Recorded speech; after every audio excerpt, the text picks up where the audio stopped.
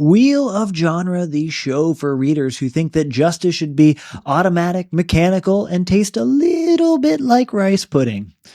Right now, we are reading every short story in Ann and Jeff VanderMeer's anthology, The Weird, including this one, Franz Kafka's In the Penal Colony. I'm Zach, and this week I'm really interested in Kafka being more fun than I remember him being. I mean, I've always loved Kafka, but he's a funny guy. He has a good sense of humor. He's very funny, and I think this story there's lots of funny elements that people forget about. I'm Bob. I'm really interested in the relationship between the officer and the commandant and how much this officer depends on the commandant for everything that he considers himself. Zach, I have some questions for you. This is such a famous story. You know, in researching for it, I was looking on YouTube how many videos have been made about In the Penal Colony. And once I got to 25, not even audiobooks, which there were just hundreds, but 25 discussions. Realized I could no longer count all of these videos. I can't count after 25. 26 is too high. But this is very famous. I'm stuck with 10. I know. I can't even reach my own feet. Franz Kafka is very famous. You have just been to Prague recently, and I believe you went to you saw Franz Kafka Museum. You might have seen some alchemy. I did see some signs of alchemy for sure. I did not see anyone actually turn lead into gold with my own eyes, but I believe that they tried. I went to the Franz Kafka Museum, and I wish I could give a glowing review of it, but I have to say that I think the museum was very much reflective of the sparse amount of information it seems like we really have about Franz Kafka. A lot of the museum, it seemed like half of it was dedicated to showing family trees, giving pictures of his father, his mother, the many Kafkas, as well as different editions, early editions and book covers of his work. And I didn't personally walk away with this feeling that I knew Franz, that me and Franz were intimate after leaving it.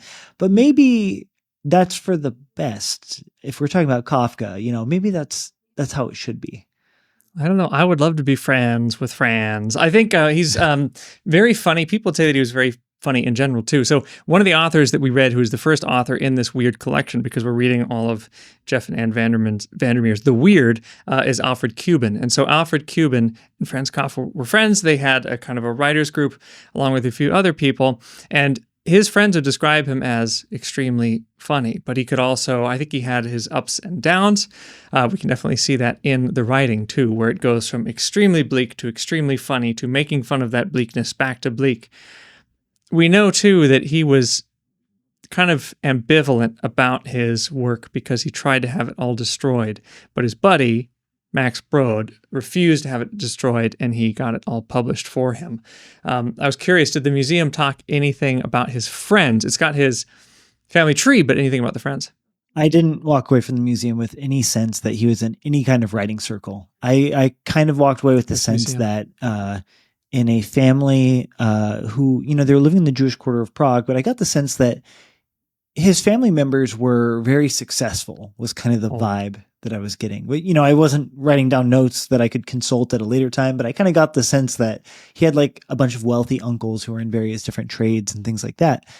But I didn't really get this feeling that he existed in like the context of any kind of like literary movement. However, what I did walk away with the sense of was that he existed in Prague, in the sense that there's this whole trend, I guess we could say of people reading through his books and trying to match his descriptions of landscape and setting with different views of Prague and trying to see if they can make a match. So Zach, I'm really curious because you're saying that it doesn't talk much about his being in writers groups, but I think it's really interesting to think about what he and his buddies thought, especially when they're creating this new kind of fiction that now we call weird fiction, but was just what they were writing at the time. So I found this article from 1977, and it's called The Two Fantastical Thinkers, I think, by Philip Rhine, 1977, Two Fantastic Visions. And it's about these two friends. Now, in the VanderMeer's introduction, they talk about the two kind of modes or two functions, the two kind of versions of weird fiction. Either you're like H.P. Lovecraft or you're like Franz Kafka. So I think we need to pay attention to this going on. Can we see the penal colony in the other stories in the weird? But here from that article, 1977, it says about both Franz Kafka and Alfred Cuban, how they're so similar. And here's a quote. It says, "Their art seeks to capture the indivisible essence of reality. And for them, evil, decay, and death are never the other side," Alfred Cuban's novel title. "They're never the other side of a divisible world, but are individual parts of a world that must be accepted in its totality." And I think we can see that a little bit in the penal colony, where, yes, we have this harrow that is very harrowing. We have all of these terrible things, blood gushing everywhere, but then we have these characters cracking jokes at the same time. So we have both of these things, and we have a glimpse of the world in its totality. What a great distinction between H.P. Lovecraft and Franz Kafka, because I think that reading this story, especially in the context of a weird fiction anthology, it for a moment it didn't sit right for me. Partly because, like you said, it's not some otherworldly weirdness. It's the weirdness inherent to the actual tapestry of everyday life, if that makes sense, and all of its absurdity and all of its uncomfortableness and all of its contradictions. But as I was reading it, I was like, man, why isn't the metamorphosis here? But I think that by choosing the not obvious choice, Ann and Jeff VanderMeer have done this really cool thing where it's pushing the reader to understand weird fiction to be something greater and more expansive than just simply ghosts and goblins. Well, that's an unfair characterization. Extra dimensional portals and beings and other such terrors. Well, then what do you think is going on here? This is a penal colony. There is a prisoner who is attached to this machine. Everyone has read this already, so we don't need to go into it too much, but he's attached to this machine. He's strapped in. There's all of these needles. It's like a giant tattoo machine that basically tattoos your sentence or whatever you did into your back, and it doesn't leave any ink. It just digs deeper and deeper and deeper and deeper, writing what you did, your punishment, not your punishment, but the verdict, and the description of your crime on you again and again and again. I think it's quite a strange story where we have someone who is strapped up there, cannot understand what the officer is saying at all, has no idea what he's done, no one's described it to him, doesn't know why he's there, doesn't know how long it's going to take, and is just going to be tattooed to death. I think in like about 9 hours, I think. This machine takes about 9 hours to kill someone because at the end it puts a pin through your head. Then we also have this strange relationship between the officer who loves the commandant, and I want to talk about that later, and the visitor. And he's trying to convince the visitor that this machine is the best thing in the world. And then we have a strange relationship also between the prisoner and the soldier, who are the best of friends, joking around, even though the soldier is keeping him there. Yeah, I think the machine itself takes up a large portion of the average reader's attention in this, and maybe rightfully so. It is grotesque. And, from what I read, early critics did write this story off as just basically being like, oh, this is disgusting for disgusting's sake. It's written for shock value, things like that. Of course, he denied all of that. He said it's just reflecting the violence of the present, was what Kafka said. Mm. But, an interesting thing is when this story was first read is members of the audience actually fainted during it.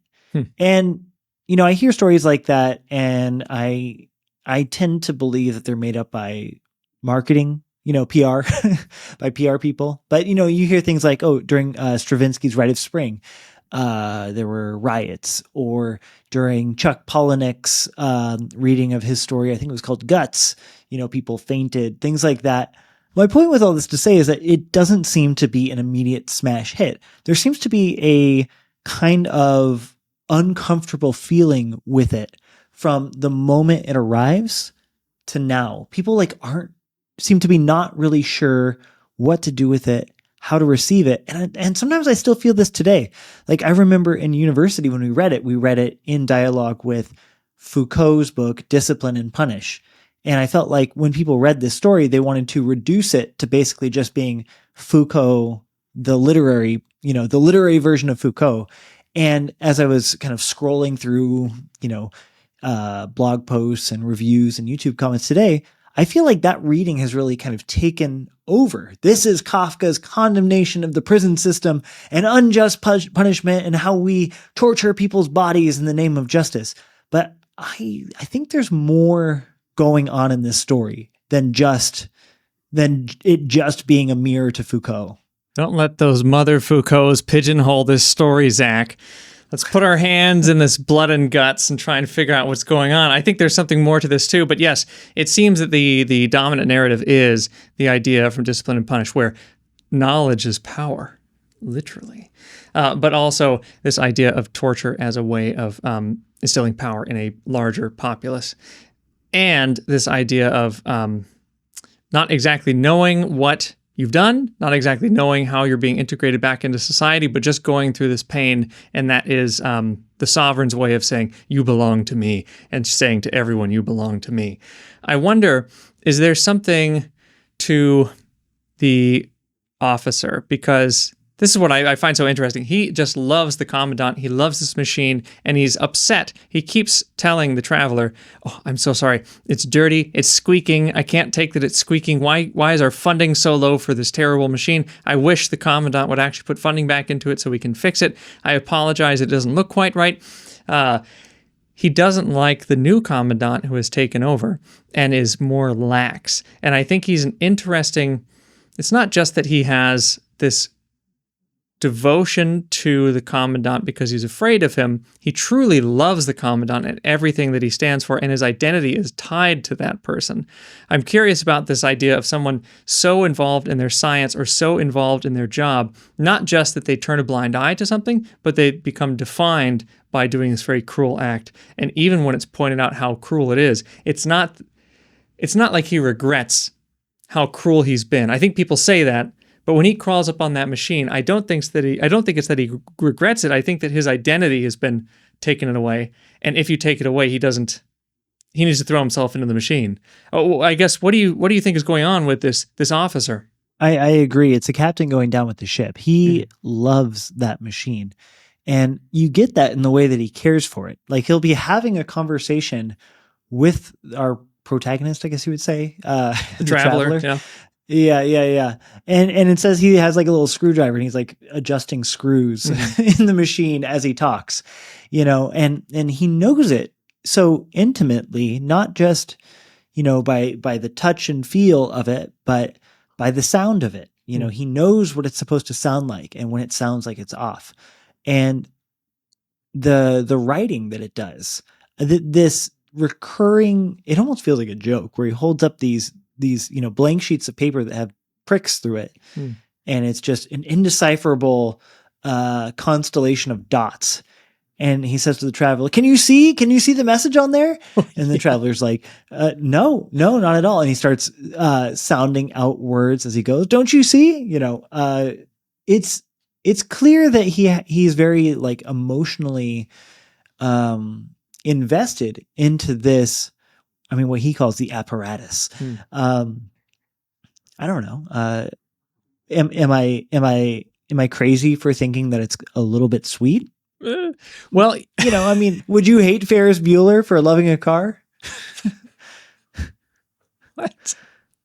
Well, the traveler also thinks it's sweet. I mean, he tells us that. He says, look, I'm not going to go with you. The officer tells him, look, please, you can go and tell people that you don't like it, but don't tell them that you condemn this machine. Just tell them that you saw it.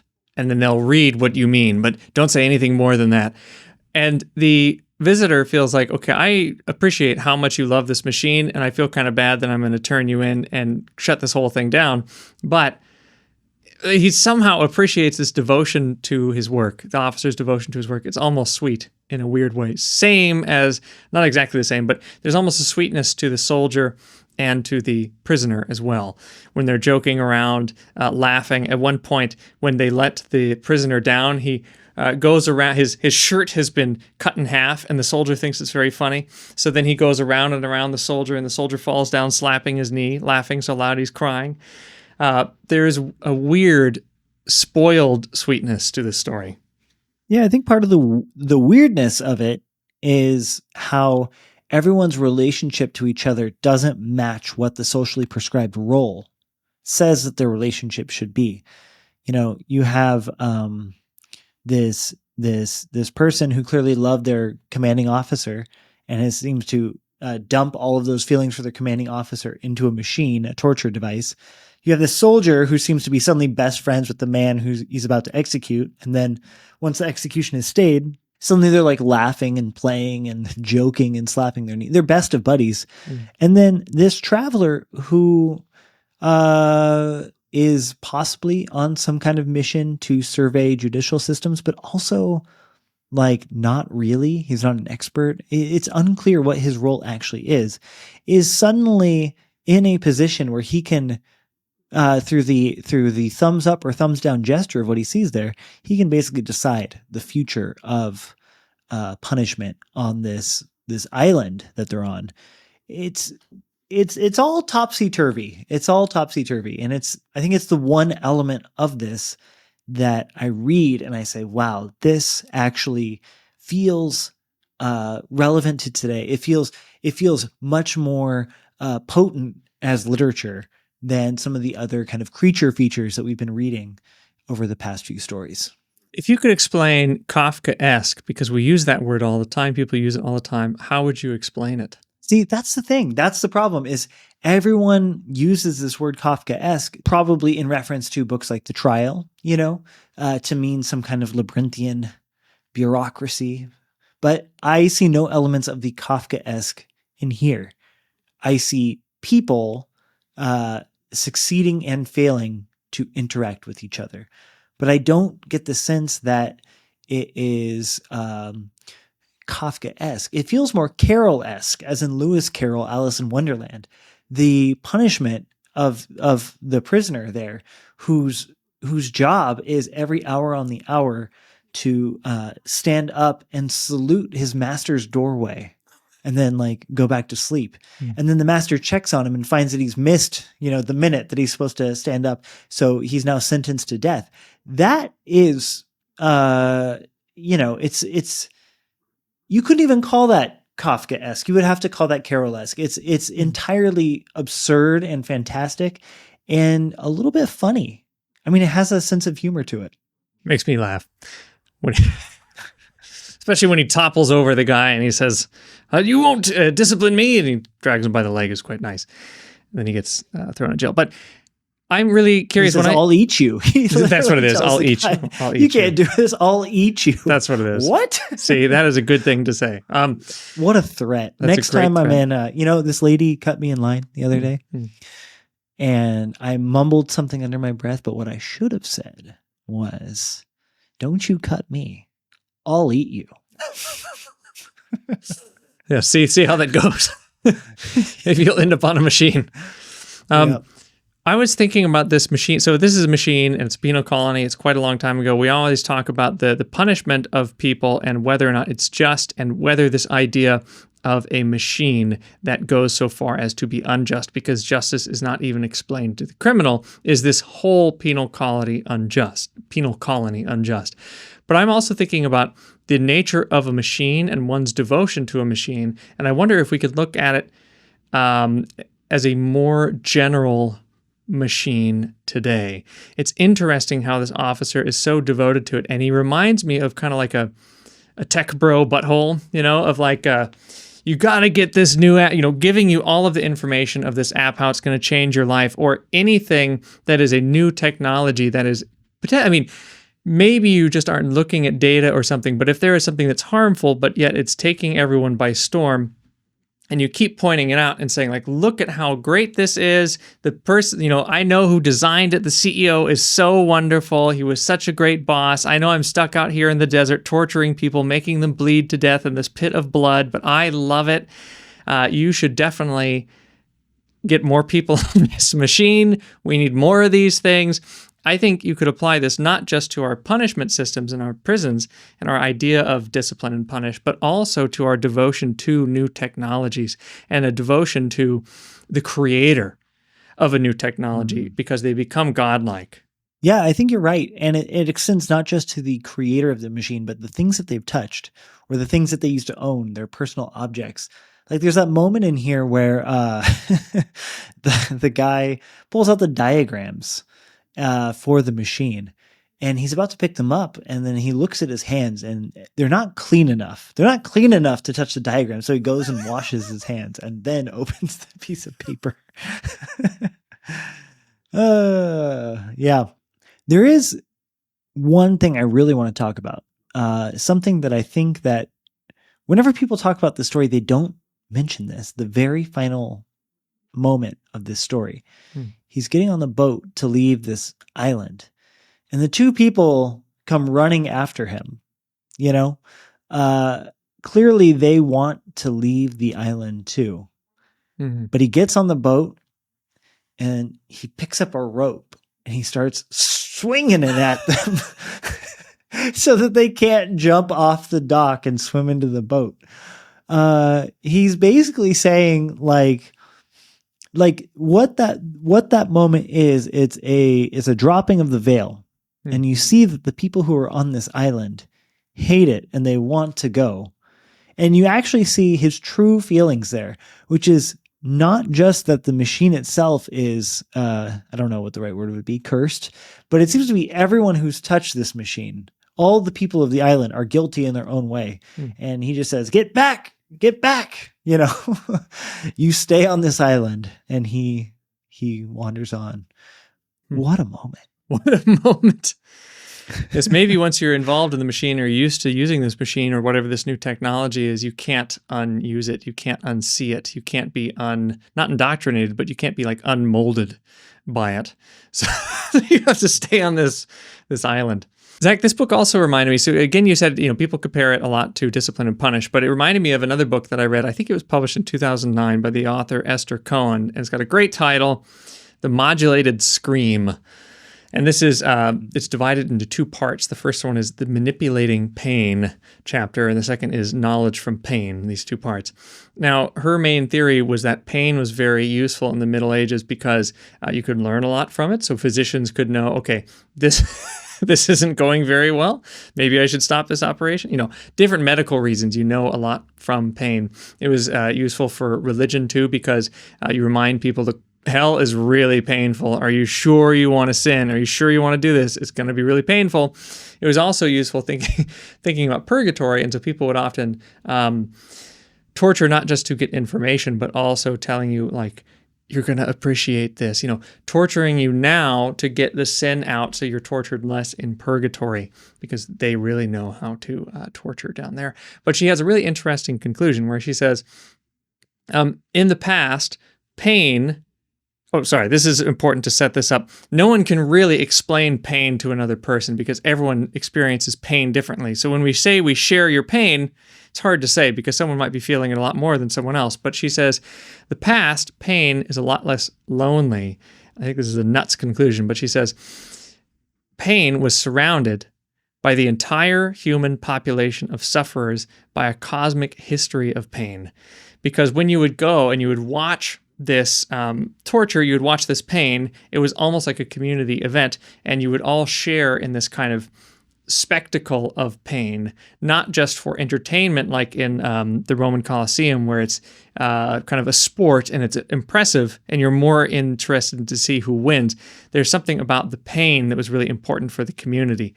But I was thinking about this story as well because yes, this is punishing a criminal, going too far, being unjust, but it also is about a lot of spectacle because people love to crowd around these apparatuses and watch what happens, even though blood is just gushing from these people. So I was thinking about the spectacle of pain, and I wonder, where does that spectacle go? How does that really work? Yeah, and it's interesting how, as a punishment, it doesn't seem to be for anyone's real sake. So, one model would be to have the needle machine and have a bunch of people viewing it, which is what happened at the start. Now no one's there. No one views it. It's just out in the middle of nowhere. And it's really just for the sake of the criminal. But the criminal is going to die. There's no rehabilitatory nature to it. I toured, The Panopticon.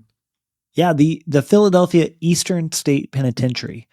Like you said, it is built on the idea of the panopticon, which again, God, we're doing a lot of Foucault, but Foucault writes a lot about the panopticon, which is, a prison where you have a tower in the middle that can see everyone, and you never know when you're being watched and observed. But the idea is that, everyone behaves because they could potentially be watched at any time.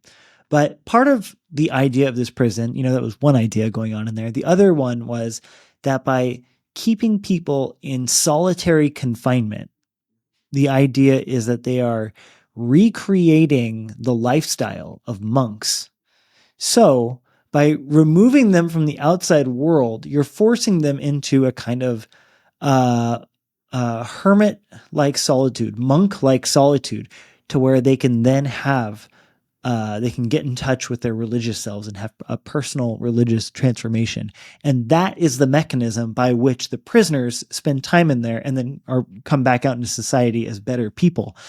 I just want to contrast that idea of punishment, compared to this machine, which is not for the sake of transformation and was at one point a public display, presumably to warn other people against doing ill deeds, but now it's just for the sake of the prisoner. We're going to write in your skin, do better, do better, do better, but it's until you die. So there's no real chance or hope for you to actually do better.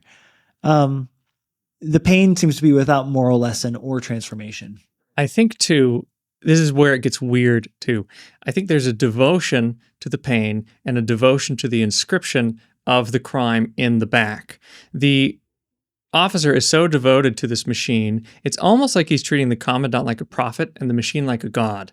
And so the god needs to inscribe justice, and it's almost like it's inscribing like that Platonic ideal of like a capital J justice. Like it doesn't exist until the power comes through this machine and it makes justice in the body. Like it's where justice comes from. I feel like the level of devotion to this is weird because when we were reading Alfred Cuban, we noticed that it's not exactly clear where all of these things are coming from, but there's almost a disease or something from another plane of existence. It's almost like something from a world of forms coming down into the city and infecting it. And I feel like this devotion to a machine that seems to be taking something from a world of forms, or taking capital J justice and bringing it down onto earth into a body, almost like the idea of putting God down into Christ. This is almost like putting justice down into a body and inscribing it in that body. I wonder if that is part of the weird fiction element too, of bringing something from another plane and making it real. We've had this conception of it, now we're making it real. And in that, we become obsessed with it. And I think that's a big part of weird fiction too. You become like religiously devoted to this process, whether or not it's true or not. You treat it like it's true because you truly believe it. That's also why the officer can't take it anymore. It's like his whole universe has come down if the machine is no longer good. Yeah, I think you actually probably hit the nail on the head about what makes this such a good fit for the weird fiction anthology. It's the obsession aspect of it. Well, Bob, when we're not reading weird fiction anthologies, right now we are currently recording episodes on SF books about immortality and kind of just exploring that as a thematic topic. I'm going to propose right here and right now that when we are ready to cycle on to a different topic in a couple weeks, maybe a month, we do books about pain. And we read that book, The Modulated Scream, in conjunction with as many fiction stories as we can that are about pain. I have no idea what that reading list would look like, but I'm here for it. I'm here to find out. I'm into it. I'm sure we could find something. We're going to find something. I'm going to put on some Harm's Way and just plow through these books. Let's get some tattoos. Come the machine. Yes. Up into the cycle, Zach. I'll talk to you later, Bob. Talk to you later, Zach.